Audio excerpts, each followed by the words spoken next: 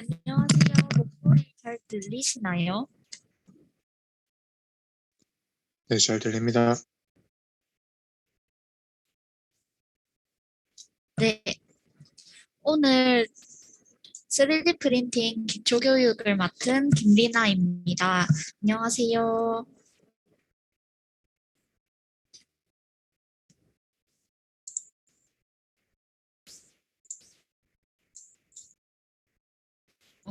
지금 2시가 넘어서 이 정도로 다 들어온 걸로 알고 교육 시작해 볼게요.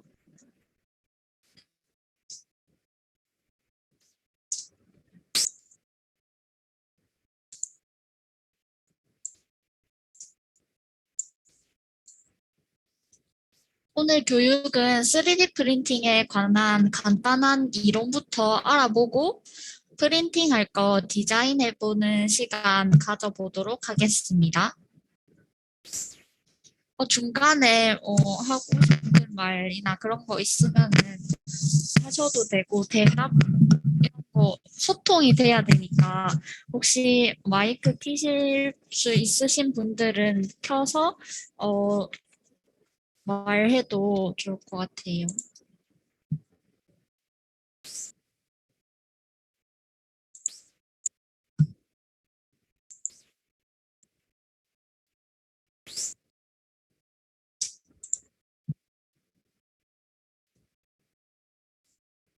지금 더 들어오신 분이 계셔서 다 들어왔나요 이제? 일단 시작하고 또 중간에 들어오시는 분 있으면은 같이 해보도록 하겠습니다. 3D 프린팅 기초교육이고 먼저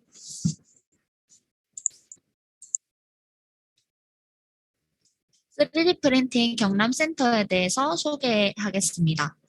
저희 센터는 경남 지역의 기업, 예를 들어서 사천에 있는 항공이나 자동차 관련 기업들, 그리고 개인에게 3D 프린팅 활용 지원과 교육을 위해 설립된 센터입니다. 주로 하는 일은 방금 말한 항공 특화 분야나 예를 들어서 연계 산업 분야의 3D 프린팅 제작 지원과 기술 컨설팅 그리고 3D 프린팅 인력 양성을 위해 지금 하고 있는 이런 기초교육을 운영하고 있고 전문 교육 또한 진행하고 있습니다. 그리고 3D 프린팅 창작 경진대회도 저희 센터에서 개최했었습니다. 이제 3D 프린팅에 대해 본격적으로 알아보도록 하겠습니다. 3D 프린팅이란 4차 산업혁명 시대에 촉망받는 기술 중 하나로 상상한 모형들을 3D 모델링 프로그램을 통해 설계한 파일을 3D 프린터에 입력해 평면으로 된 문자나 그림을 인쇄하는 것이 아니라 입체적으로 출력하는 기술입니다.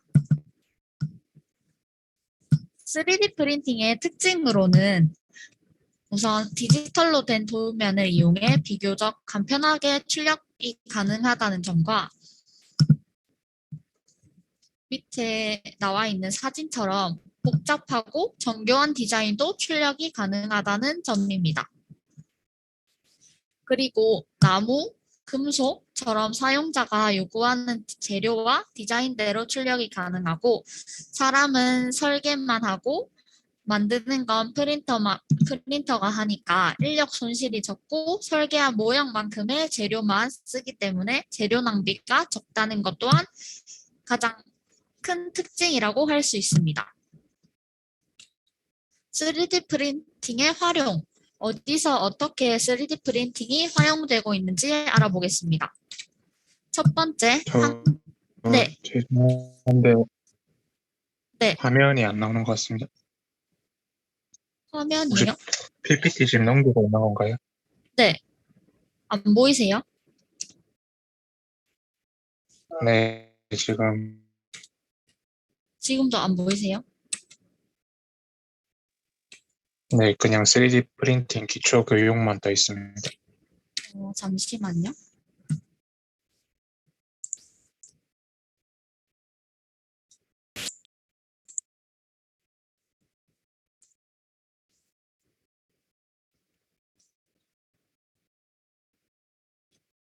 지금은 어때요?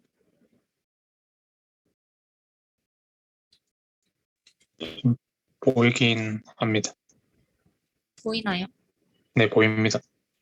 그러면 활용부터 해볼게요.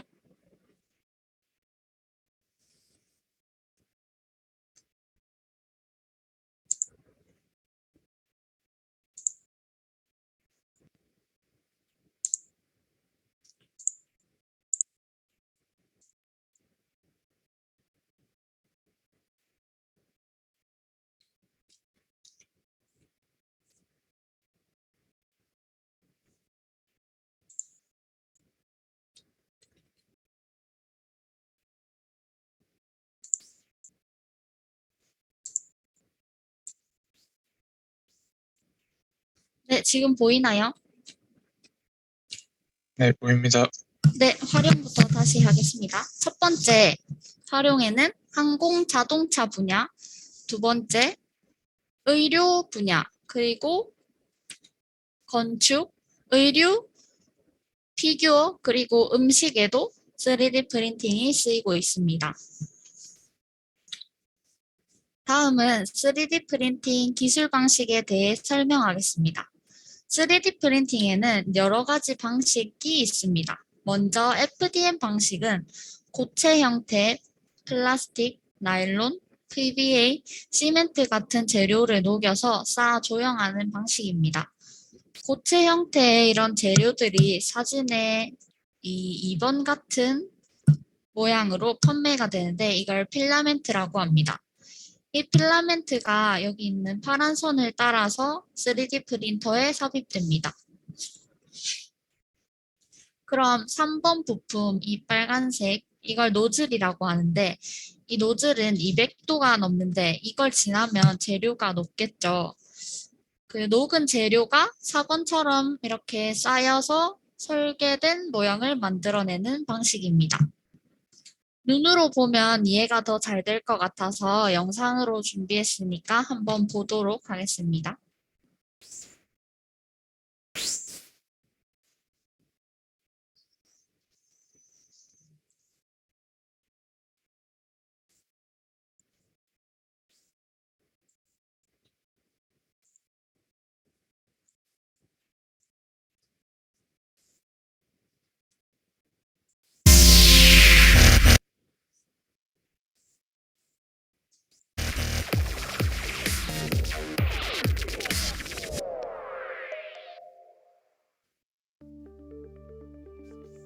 지금 화면 잘 보이시나요? 소리랑? 네, 잘 들립니다. 네, 시작할게요. Fused Deposition Modeling, or FDM, is a layer additive manufacturing process that uses production grade thermoplastic materials to produce both prototype and end use parts. This technology is known to accurately produce feature details and has an excellent strength to weight ratio. FDM is ideal for concept models, functional prototypes, manufacturing aids, and low volume end use parts. The FDM process begins by slicing 3D CAD data into layers. The data is then transferred to a machine, which constructs the part layer by layer upon a build platform.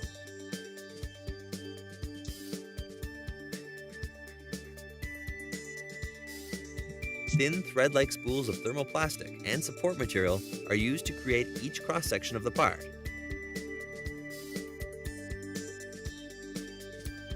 Similar to a hot melt glue gun, uncoiled material is slowly extruded through dual heated nozzles.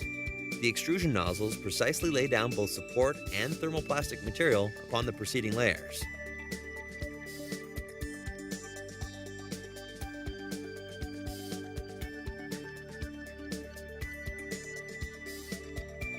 The extrusion nozzle continues to move in a horizontal XY plane while the build platform moves down, building the part layer by layer. The finished part is removed from the build platform and cleaned of its support material. Raw FDM parts have visible layer lines. 여기까지만 보겠습니다.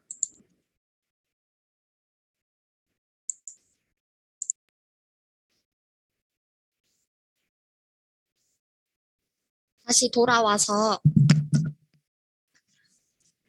두 번째 SLA, DLP 방식입니다. SLA와 DLP 방식은 액상 재료를 사용하는데 광경화성 수지라는 빛을 받으면 굳어지는 성질을 가진 액체를 사용합니다. 그림과 같이 프린터 내부에 광경화성 수지를 담아두는 큰 통이 있고 D처럼 광경화성 수지가 이렇게 담겨 있습니다. A에서 레이저를 쏴주면 B, 거울이 레이저를 모아서 3번처럼 아주 정밀하게 광경화성 수지에 쏴줍니다. 그럼 광경화성 수지가 굳으면서 쌓여가는 방식인데 여기까지는 SLA와 DLP 방식 두 개가 같습니다. 두 방식의 차이점은 SLA는 레이저가 도면을 따라 그림을 그리듯이 쏴지는 방식이고 DLP는 한 층 단위로 도면에 그려진 전체 그림을 한 번에 쏘는 방식이라고 보시면 됩니다. 이것도 영상으로 비교해 보도록 하겠습니다.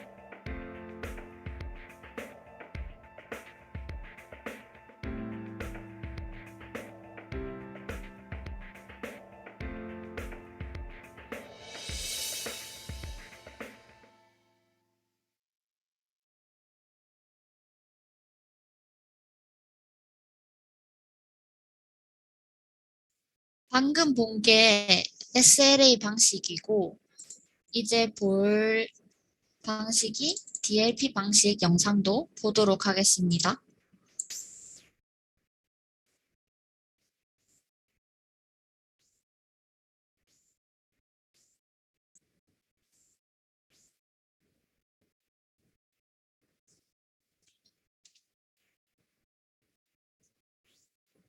(3D) 프린터 중에서 DLP 방식의 3D 프린터를 간단하게 소개해 볼게요. 기존에 많이 쓰는 FDM 3D 프린터는 고체 상태의 재료 필라멘트를 사용한다면 DLP 프린터는 액체 상태의 재료를 사용합니다. 이 액체는 광경화성 수지로 빛을 쬐게 되면 그 부분이 플라스틱처럼 딱딱하게 굳는 화학물질입니다. 한 층을 조밀하게 쌓아서 기존의 FDM 3D 프린터보다 매끈한 면을 얻을 수 있지만 역시 출력 시간은 좀 걸리는 편입니다.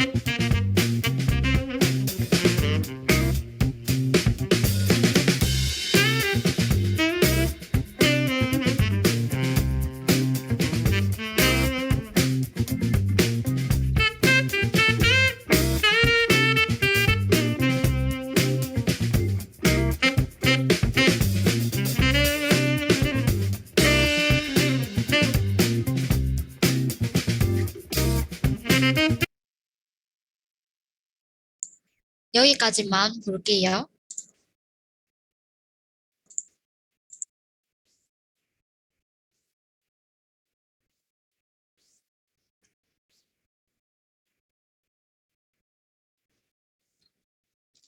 마지막으로 SLS 방식과 DMLS 방식입니다. 이 방식은 분말 형태의 재료를 사용합니다.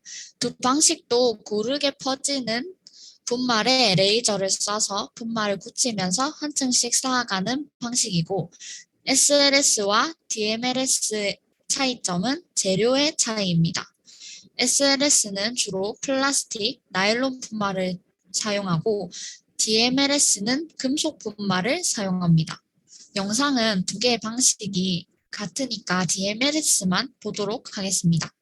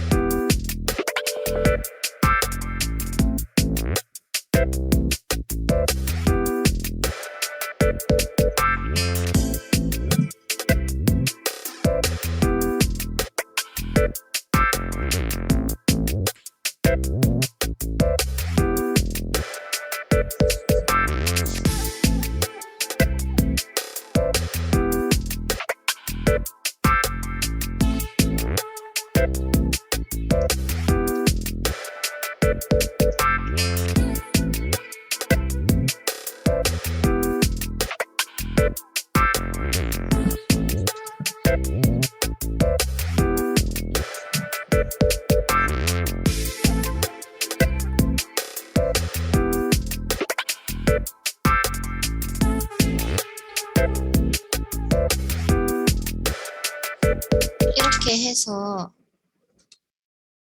계속 층을 쌓아가는 방식이라고 보시면 됩니다.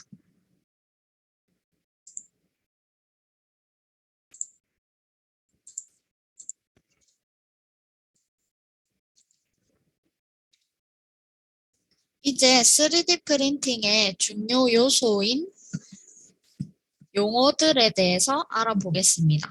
먼저 노즐과 베드입니다. 노즐과 베드는 3D 프린터의 부품입니다. 화살표 있는 부분, 이 노즐은 앞에도 나왔듯이 필라멘트를 녹여주는 역할을 합니다. 그렇기 때문에 필라멘트의 종류에 따라 200도에서 300도까지 온도가 올라갑니다. 3D 프린터가 움직일 때 노즐을 만지면 위험하겠죠? 다음 사진에 빨간 테두리가 베드입니다. 베드도 온도 설정이 되는 것과 안 되는 것이 있는데, 온도 설정이 되는 베드는 나중에 출력물이 다 나오고 나서 베드와 분리할 때 훨씬 잘 떨어진다는 장점이 있습니다. 다음은 레이어입니다.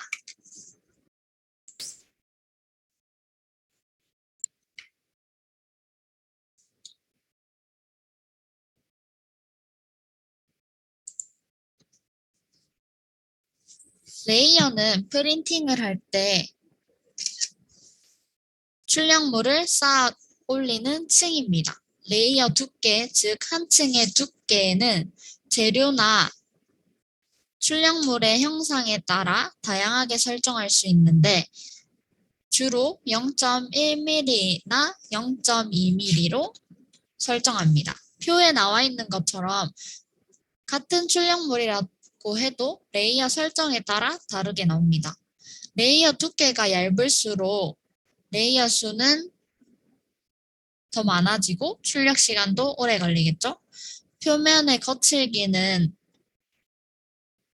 레이어 두께가 얇으니까 좀 덜 거칠 거고 정밀도도 높아지겠죠. 레이어 두께가 두꺼우면 레이어 수가 적어지고 출력 시간도 짧겠지만 표면의 거칠기는 높아지고 정밀도는 조금 더 떨어지겠죠. 사진으로 비교해 보겠습니다. 이 사진은 레이어 두께 0.1mm로 설정한 출력물입니다. 보시면 표면이 매끄럽고 정밀도가 높은 게 보이시죠? 하지만 시간은 4시간이 걸렸습니다. 두 번째 사진은 레이어 두께를 0.2mm로 설정한 출력물입니다. 0.1mm에 비하면 레이어가 잘 보이시죠? 이렇게 보면 더 잘 보일 거예요. 하지만 레이어 수와 시간이 아까보다 확 줄었습니다. 마지막으로 3mm로 0.3mm로 뽑은 건데 표면이 거칠고 레이어도 아까 앞에 나왔던 두 개의 사진들보다 잘 보이죠? 시간은 1시간 20분으로 제일 빨리 나왔습니다. 다음은 브림과 레프트입니다. 이 두 가지는 베드의 출력물을 고정시키는 역할입니다. 브림이나 레프트가 없으면 출력물이 베드에 닿는 면적이 작아서 출력물이 바닥에 고정되지 못하고 고정되지 못하면은 모양이 망가집니다. 그래서 꼭 브림과 레프트를 설정해줘야 합니다. 그렇다면 브림과 레프트는 뭐가 다른지 보겠습니다.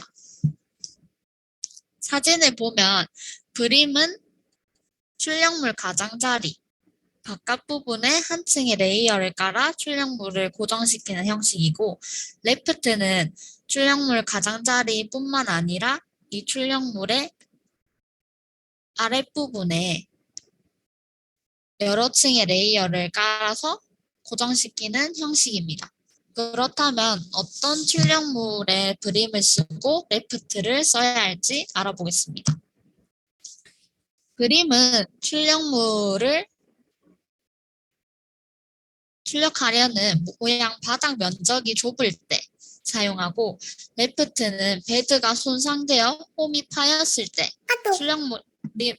그때 출력물을 뽑게 되면 출력물 바닥이 울퉁불퉁해지겠죠. 그때 레프트를 설정하면 한층 깔고 출력물이 나오기 때문에 바닥이 깔끔하게 나오겠죠. 그리고 출력물 모양이 얇고 납작해서 베드에서 잘 떨어지지 않을 때 이때도 레프트를 출력하면 좋습니다. 이렇게 출력물에 따라 설정해서 출력해 주시면 됩니다. 다음은 쉘입니다. 쉘은 출력물의 외벽 두께 값을 말하는 건데 쉘 값에 따라 출력물 내부가 달라지는 걸 볼 수 있는 사진이 나와 있습니다. 보시면 1부터 30까지 출력이 되어 있는데 1을 보면 아주 얇죠. 이 값은 노즐의 크기에 맞춰 설정해야 합니다. 즉 노즐의 크기가 0.2mm라면 이 쉘의 값 1번의 값은 0.2mm가 되겠고 2번은 0.4mm, 3은 0.6mm 이런 식으로 두께 설정이 됩니다.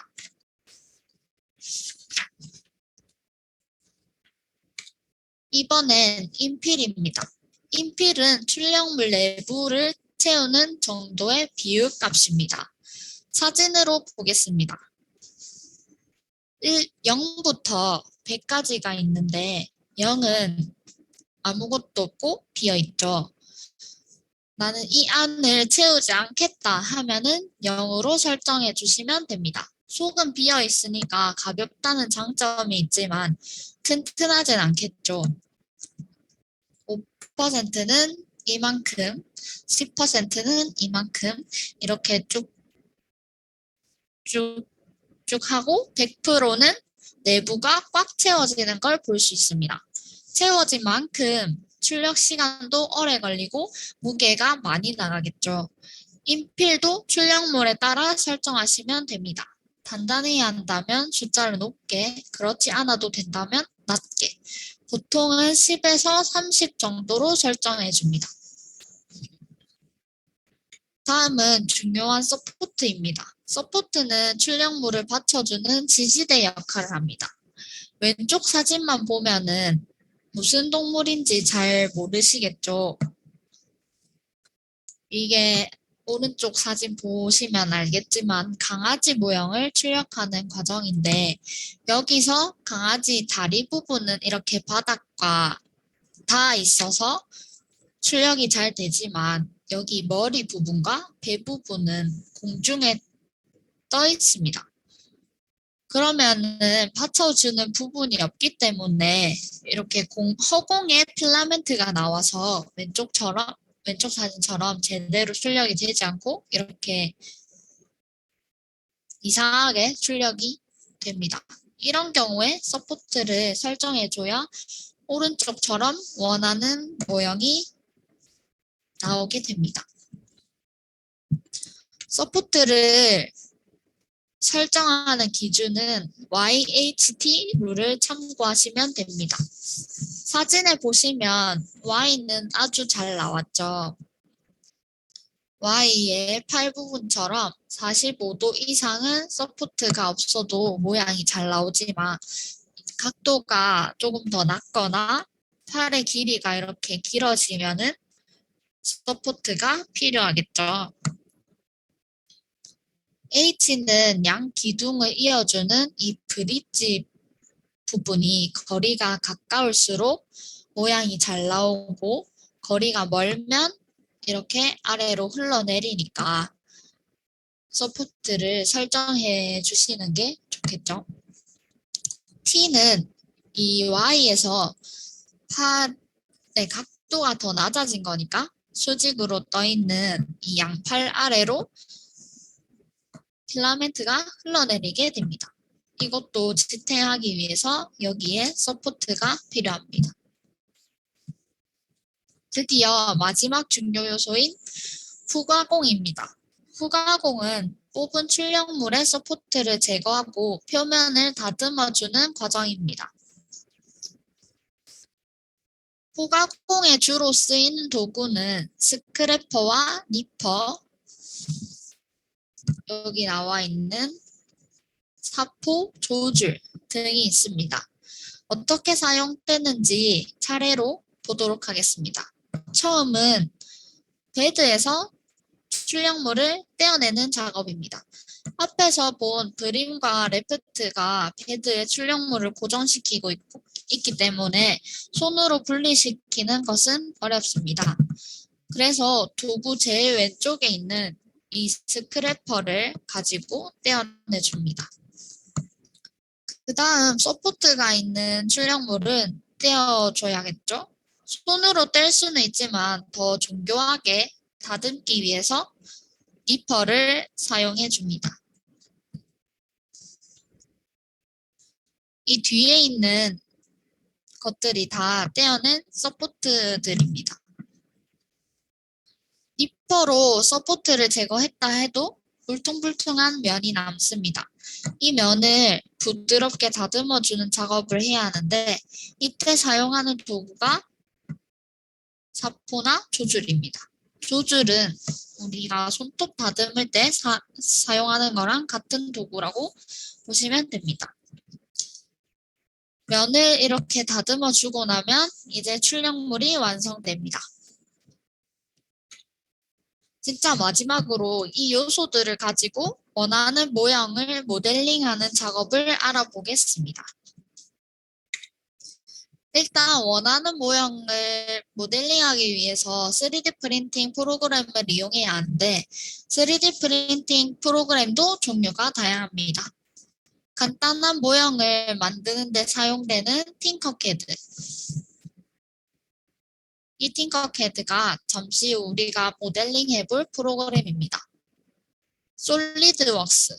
이건 뒤에 나오는 프로그램들과 함께 제품 제작 회사에서 사용되고 있는 프로그램이라 더 전문적인 프로그램입니다. 카디아 V5라는 프로그램은 주로 자동차, 항공 부품 모델링에 사용되고 있고 옆에 나와 있는 지브러시라는 프로그램은 부품 제작뿐만 아니라 영화 CG 작업이나 게임 캐릭터, 배경을 만드는 데 사용되는 프로그램입니다. 이 외에도 아주 많은 프로그램들이 있는데 간단하게 이것만 보고 넘어가겠습니다. 다음은 모델링을 직접 하지 않고 3D 프린팅을 할 수 있는 방법이 있습니다. 인터넷에서 무료로 이용할 수 있는 3D 모델을 찾는 것입니다. 일반적으로 STL 파일 또는 OBJ 파일 형식으로 제공됩니다. 대표적인 사이트가 아래 사진에 나와 있는 띵기버스 사이트입니다. 여기에 검색하시면은 프린팅 할 수 있는 모델이 아주 잘 나와 있으니까 한번 보시는 것도 좋을 것 같아요.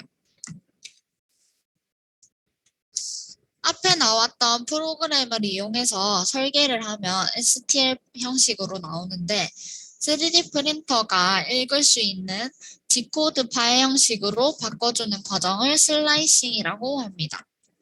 이 사진은 아이디어 메이커라는 슬라이서로 슬라이싱한 것입니다. 모델링한 파일을 불러와서 앞에 나온 중요 요소들, 레이어 두께, 필 앤 쉘, 그림 또는 레프트, 서포트, 출력 속도, 재료 등을 설정한 후에 G코드로 저장하면 출력할 준비가 끝났습니다. 이제 저장한 파일을 USB나 SD카드에 담아서 프린터에서 출력 파일을 선택하고 기다리시면 이제 출력하려는 출력물이 나오는 것입니다.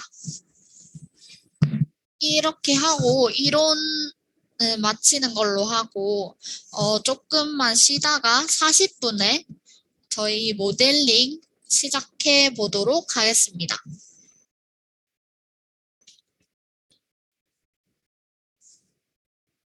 40분에 다시 시작할게요. 네.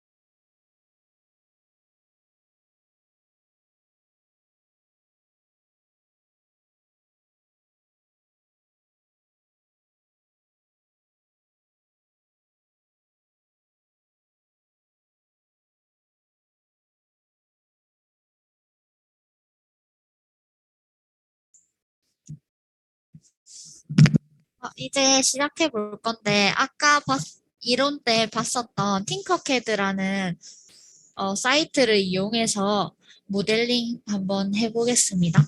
팅커캐드는 다운로드 필요 없고, 그냥 들어가기만 하면 되는 거라서, 제가 화면 공유를 한번 해서 보여드릴게요. 여기 보시면은 그냥 팅커캐드라고 검색해서 들어가 주시면 됩니다. 여기 팅커캐드 검색해서 이 사이트 들어가 주세요.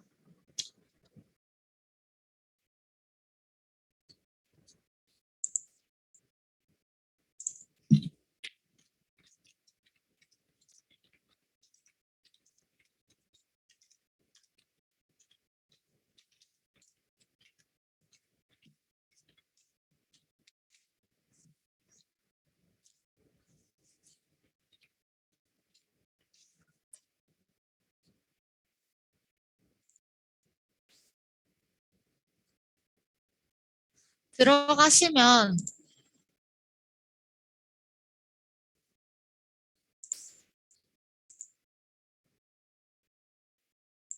화면이 뜰 텐데 거기서 이제 아이디를 하나 만들어야 돼요. 아이디는 이메일, 가지고 계신 이메일 이용해서 만들면 되는 간단한 거거든요. 로그인 클릭해서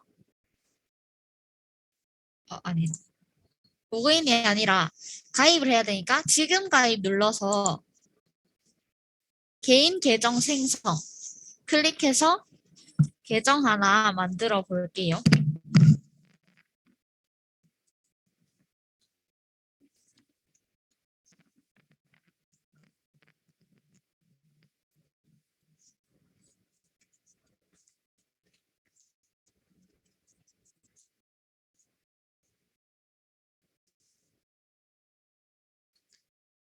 지금 가입 클릭해서 여기 있는 개인 계정 생성 클릭해서 이메일로 등록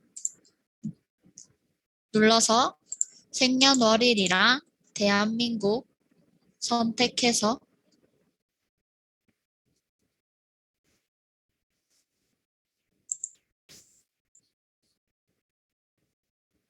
계정 만들어 볼게요.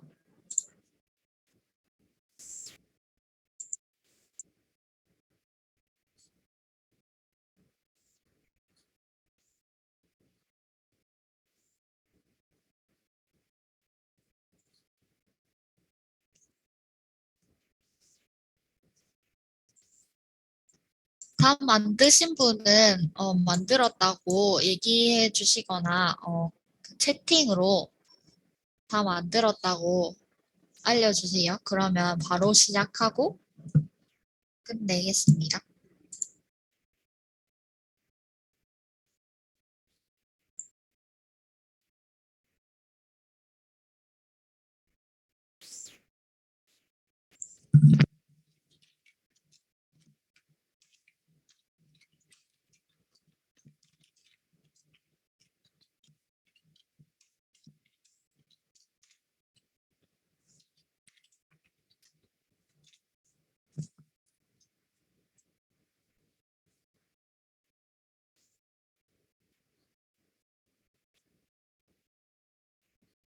다 만드셨으면은 모델링 한번 시작해 볼게요. 로그인 하면은 제일 뜨는 화면이 이거일 텐데 여기서 새 디자인 작성 눌러서 모델링 시작해 보도록 할게요. 이 작업평면 다 떴나요?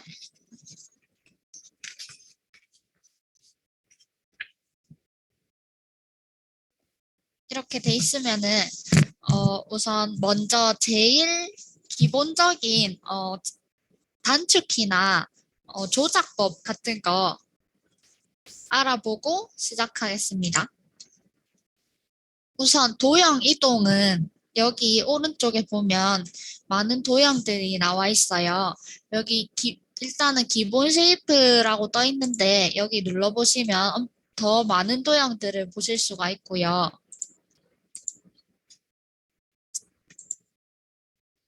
도형을 클릭해서 이렇게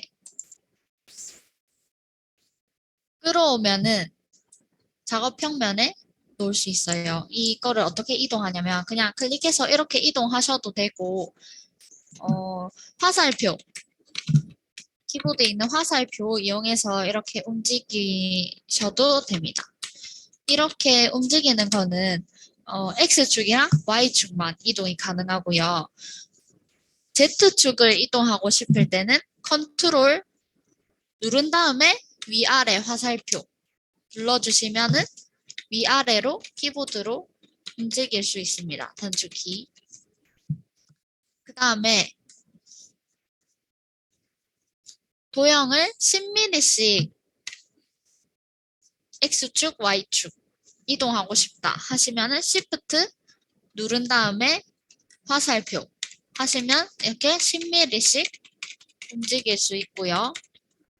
X축으로 10mm씩 이동하고 싶으면 컨트롤 Shift 같이 누른 다음에 위아래로 해주시면 Z축으로 이동이 가능하고요. 이렇게 올려놨는데 나는 다시 바닥으로 붙이고 싶다 하시면은 키보드 D 눌러주시면은 작업평면 바닥에 딱 붙습니다.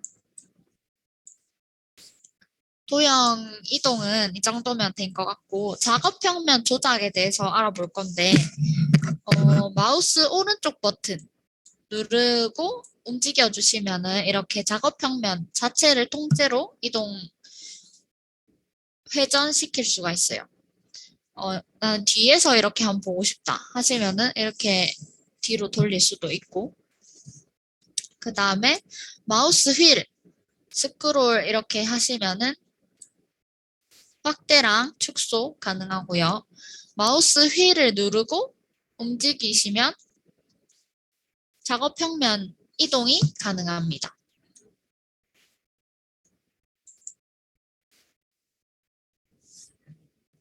그 다음에 메뉴랑 단축키를 알아볼게요. 먼저 복사는 아까 가지고 왔던 도형을 똑같이 가지고 와서 복사 한번 해볼게요. 복사는 그냥 똑같아요. 컨트롤 C, 컨트롤 V 하시면은 복사되고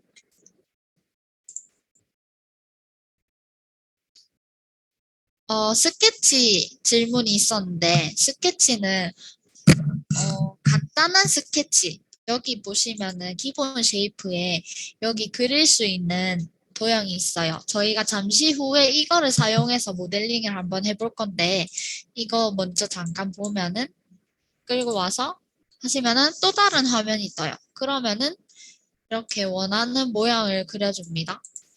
그러면은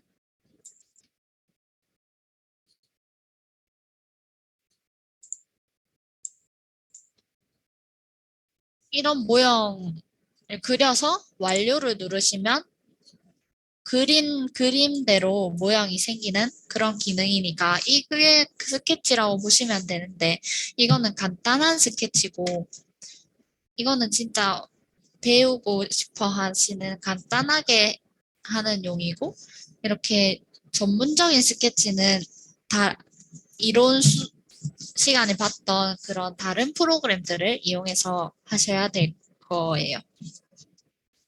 다시 돌아와서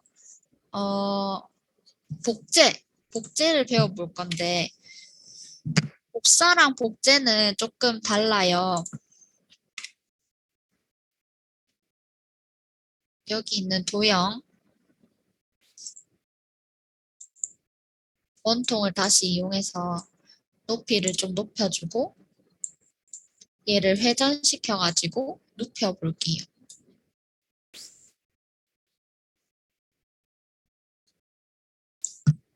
그래서 낮춰볼게요. 그럼 이런 원통이 만들어졌죠. 여기서 컨트롤 D를 눌러서 하면은 복사 안 된 것 같지만 지금 이게 된 상태예요. 그래서 여기서 회전을 한번 다시 시켜볼게요. 이렇게 회전시키면 복제한 모양이 뜨죠. 이만큼 회전시켜서 놓고 다시 컨트롤 D를 눌러주면 이렇게 제가 아까 45도를 돌렸잖아요. 그 다음 도형도 45도를 더 회전시켜서 놓아주는 그런 기능입니다. 여기서 컨트롤 D를 한 번 더 누르면 여기서 45도가 돌아간 도형이 또 하나 더 생기죠. 이렇게. 이런 식으로 복제랑 복사는 조금 다른 기능이고요. 이 전으로 돌아가고 싶다 하시면은 이것도 똑같아요. 컨트롤 G 눌러주시면 되고요. 단축키뿐만 아니라 여기 왼쪽 상단에 보시면은 클릭할 수 있는 것도 있으니까 굳이 단축키를 안 내워도 될 것 같아요. 다음은 그룹화를 한번 해볼 건데 내가 이런 도형이랑 또 이런 도형이랑 예를 들어서 만들었는데 이 두 개를 같이 움직이고 싶다 하시면은 그럴 때 그룹화를 해주시면 됩니다.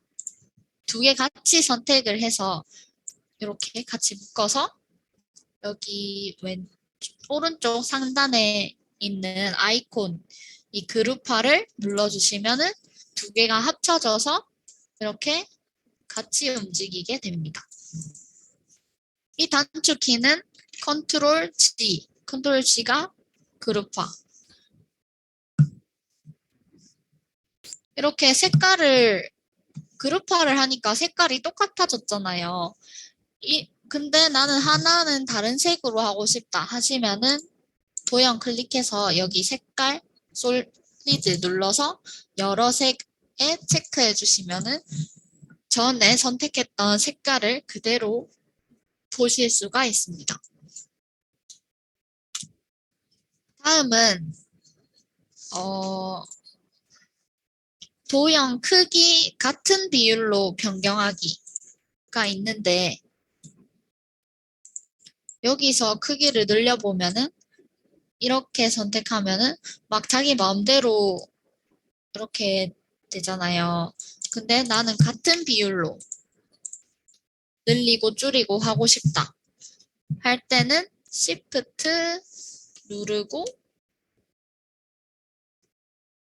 움직여 주시면은 같은 비율로 가로 세로 높이 늘리고 줄이고 하실 수 있습니다.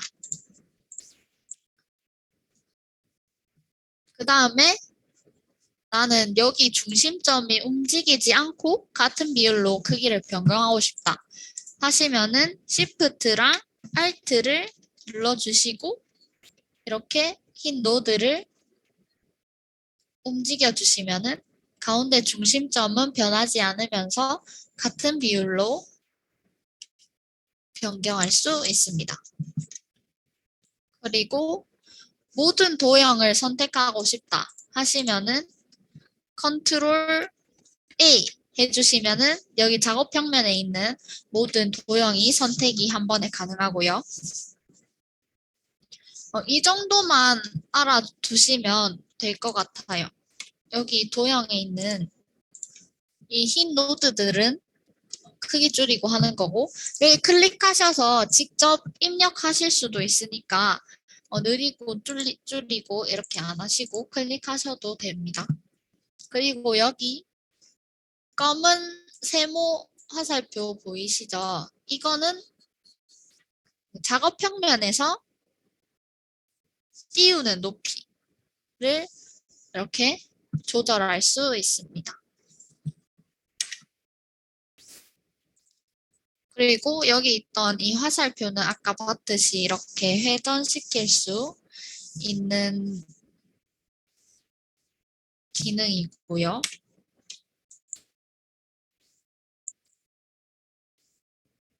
그리고 이런 기본 도형들 같은 경우에는 조금 조절할 수 있는 기능이 있어요. 뭐냐면은 이 원기둥 같은 경우에는 측면 이걸 보시면은 최대로 늘렸는데 보셨나요? 아까보다 조금 더 매끈해졌죠? 이렇게 줄이면은 다시 조금 각이 생기는 그런 거고 아무래도 출력할 때는 측면을 최대로 해놓고 하는 게 조금 더 보기 좋겠죠?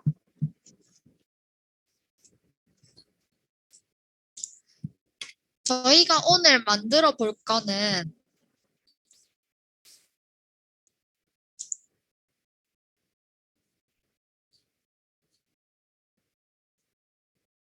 도장을 한번 만들어 볼 텐데, 아까 잠깐 봤듯이 이 그림을 그릴 수 있는 걸로 만들어 보도록 하겠습니다.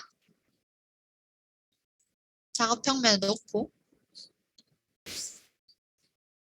여기 이 도형 기본 쉐이프에 낙서 같이 되어 있는 이거를 눌러서 가져와 주세요. 그러면 새로운 창이 열리죠. 여기서 자기가 도장으로 만들고 싶다 하는 뭐 글자나 그림이나 이런 거를 만들어 보시면 좋을 것 같아요. 10분까지 도장에 들어갈 그림이나 글자 만들고 다시 볼게요.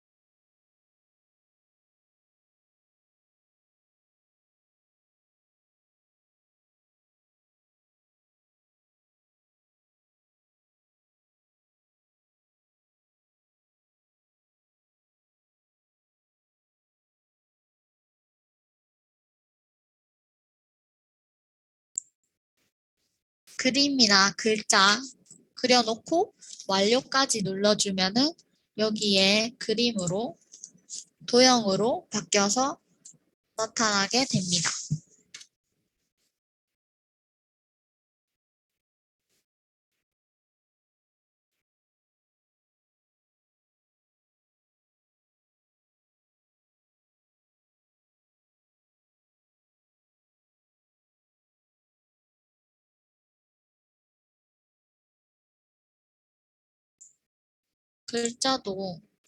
글자 좀 어렵겠지만 그래도 간단한 글자는 할 수 있을 것 같아요.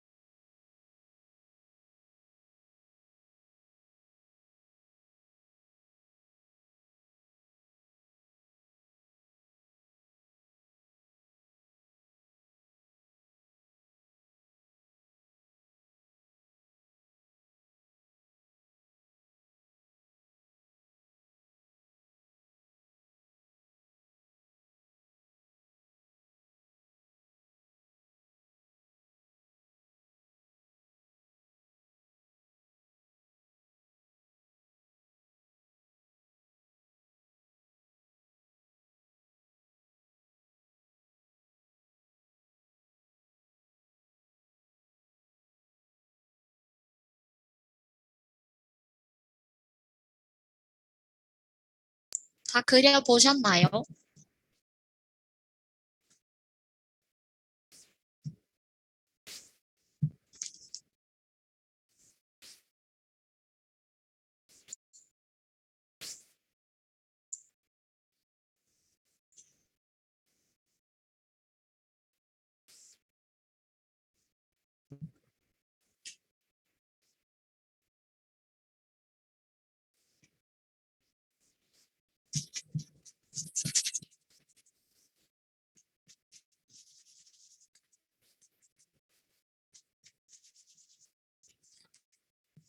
다음 거 해도 되나요? 네, 그러면은 저는 글자를 그려봤는데 이거에 맞는 이제 틀을 만들어 줄 거예요. 여기 있는 큐브, 기본 쉐이프에 있는 큐브 이용해서 가운데에다가 글자 가운데에 놓아줄게요.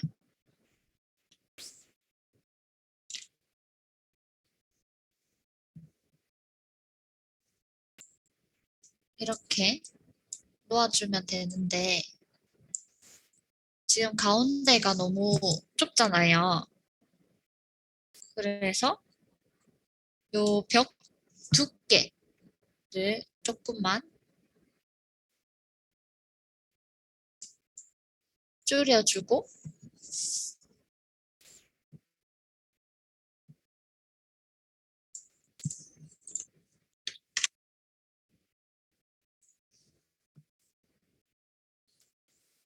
크기를 조절해서 글자 안에다가 놓아주겠습니다. 여기 좀 각져 보이니까 여기 배제를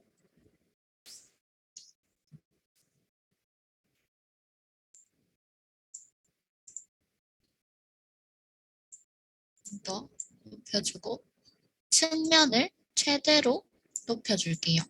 그러면은 아까보다 조금 더 동그랗게 표현이 됐죠?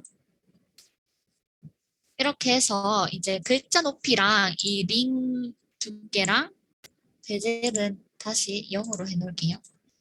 높이랑 글자 높이랑 링 높이랑 맞춰줘야 되는데 이 두께가 또 얇으면은 도장 표현이 제대로 안 되니까 적당히 좀 올려줄게요. 지금은 3mm로 되어 있는데 한 5mm로 해서 링도 5mm로 같은 높이로 이렇게 맞춰줄게요. 이렇게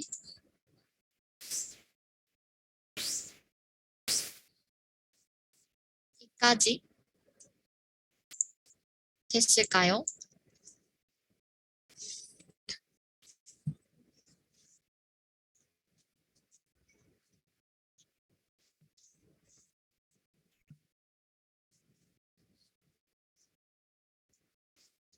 그러면은 이 글자 링 안에 글자가 가운데 정확하게 들어갔는지 정렬 기능을 이용해서 한 번 더 맞춰주도록 하겠습니다.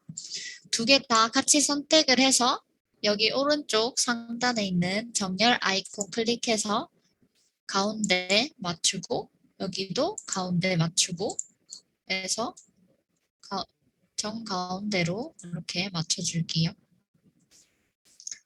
근데 여기 보시면 글자가 좀 맞물리는 구간이 있는 것 같아서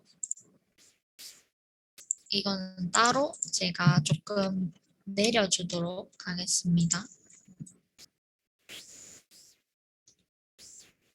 꼭 가운데 안 해도 되고 위치는 자기가 하고 싶은 위치대로 해도 되니까 신경 안 써도 될 것 같아요. 위치는 정렬 이런 거는 여기서는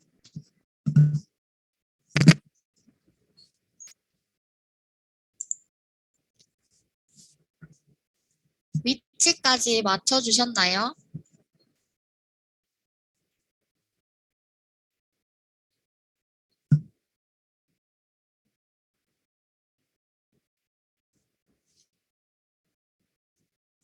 안 되신 분 있으시면 천천히 할 테니까 너무 급하게 생각하지 마시고 천천히 해주세요.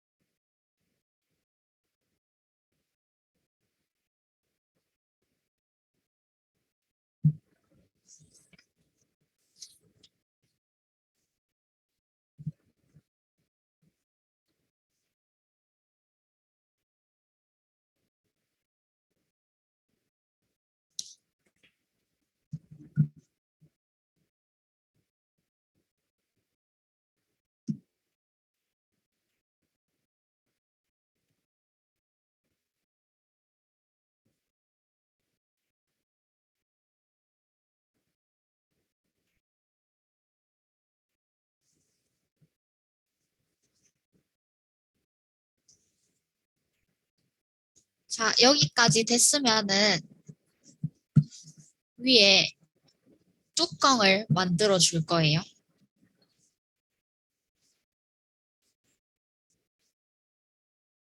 여기에 하나 더 올라가고 그 위에 손잡이 부분이 만들어질 거예요.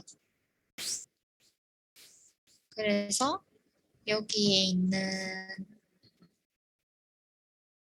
원통, 이 원통을 가지고 와서 측면 부분을 최대로 높여주고 높이를 너무 낮지 않게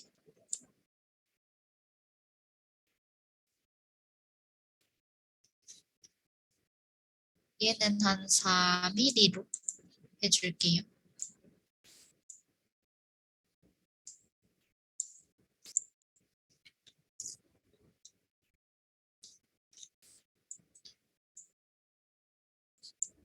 그 전에 이거 두 개 선택해가지고 위치가 맞춰졌으면은 그룹화 먼저 해놓고 이 원통을 요 위에 올릴게요. 이 원통의 크기는 여기 이 틀 길이랑 크기랑 맞아야겠죠?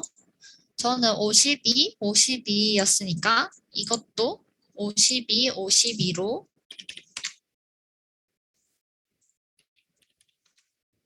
키워서 맞춰주도록 하겠습니다. 이거는 바닥에 이렇게 붙어 있으면 안 되겠죠? 요 위에 올려야 되니까 이 검은색 세모 화살표를 가지고 1, 2, 3, 3만큼만 올려가지고 다 선택해서 정렬 한 다음에 이렇게 맞춰서 합체해 줄게요. 이렇게 되셨나요? 밑에서 보면 이런 느낌으로 되겠죠? 이렇게 밑에서 보면 이런 느낌.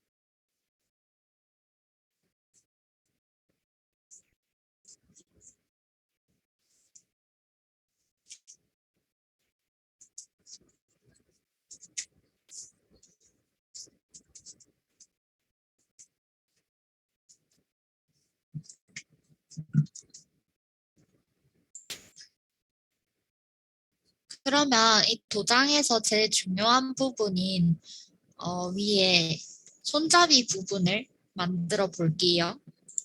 이제 기본 쉐이프 말고 여기 제일 밑에 보시면 쉐이프 생성기라고 있어요. 이거 클릭해서 도장 윗부분, 손잡이 부분을 한번 찾아볼게요. 모두 클릭해 주시고요. 이렇게 더 많은 쉐이프 눌러가지고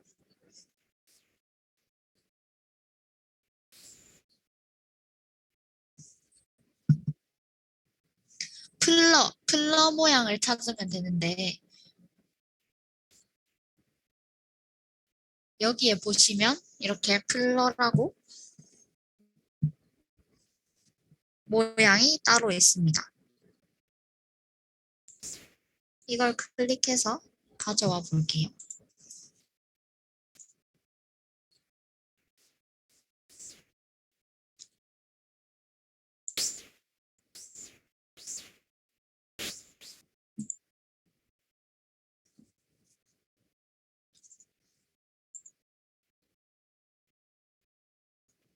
이렇게 도장 손잡이 부분 가지고 와서 여기 위에다가 그룹화를 해놓고 위에다가 얹어줄 건데 그룹화 해놓은 이 총 높이가 7mm 정도 되니까 얘는 일단 6mm만 올려서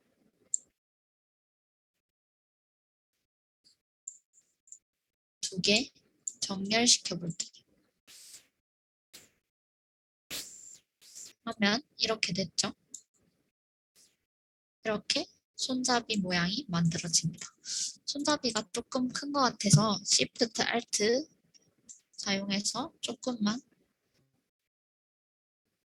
줄여줄게요. 이렇게 도장이 완성됩니다. 마지막으로 전체 선택해서 그룹화해서 하나로 만들어 주시면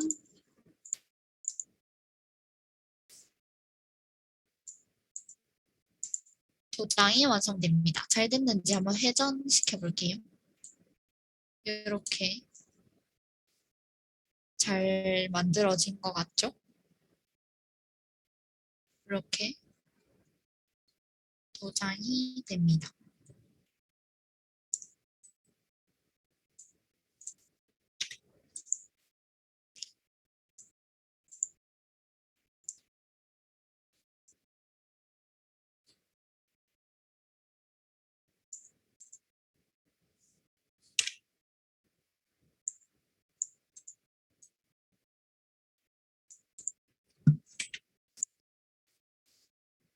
이렇게 도장 완성됐습니다. 혹시 안 되시는 분, 완성 안 되신 분 계신가요?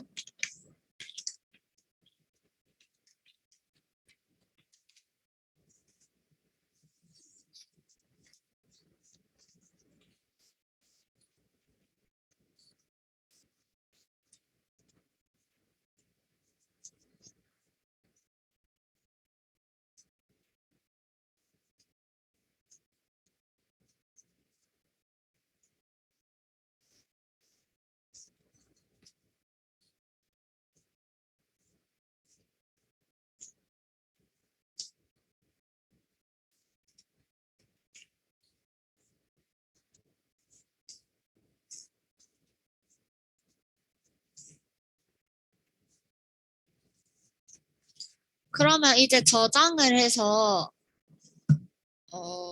STL 파일로 저장을 해서 출력을 해볼 건데 출력할 시간이 일단은 지금은 없으니까 제가 나중에 따로 출력을 해볼 건데 혹시 괜찮을까요? 출력해서 드려도 되나요?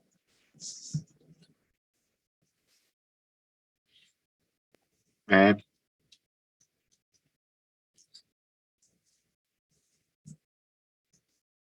그러면은 일단 저장을 한번 해볼게요.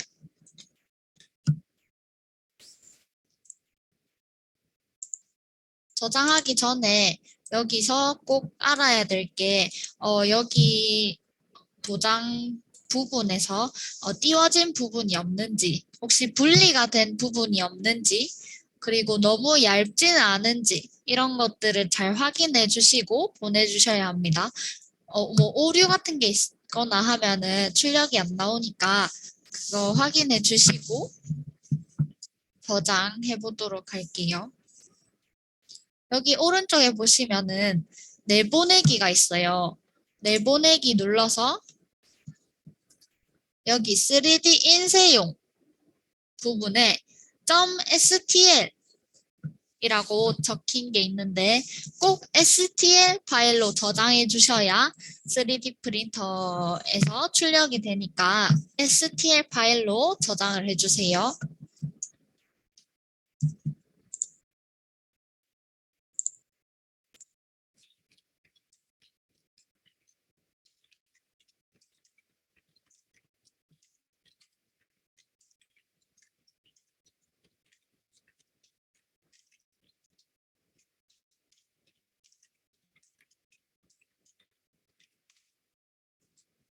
파일 이름은 자기 소속 학과라든지 학과 자기 본인 이름으로 저장해서 저한테 보내주시면 되는데 제가 메일 주소를 적어 드릴게요.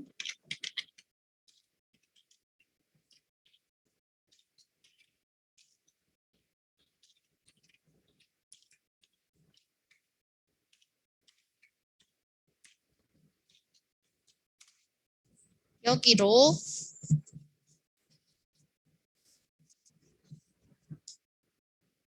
STL 파일 그리고 파일 이름은 학과 본인 이름으로 저장해서 메일로 보내주시면 됩니다. 오늘 교육 들으신 분이 14명 정도 되는 것 같은데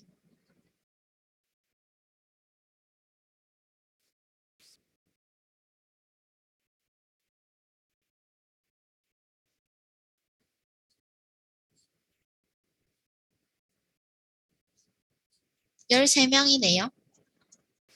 13명 저장하신 파일 저한테 보내주시면 출력해 드리겠습니다.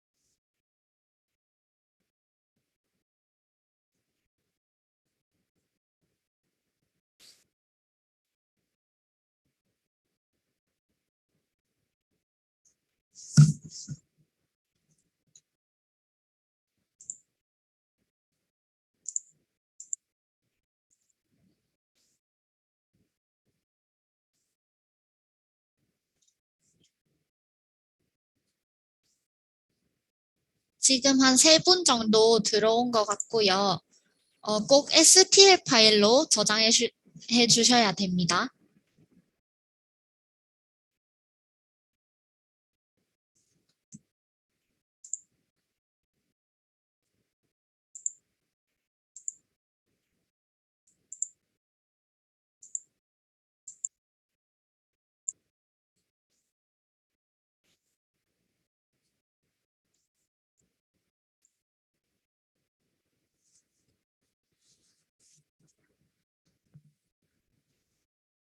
그리고 오늘 교육에 대해서 만족도 조사가 있을 건데요. 만족도 조사는 제가 파일을 오늘 교육 끝나고 보내드릴 테니까 작성하셔서 오늘 중으로 저한테 회신 주시면 됩니다.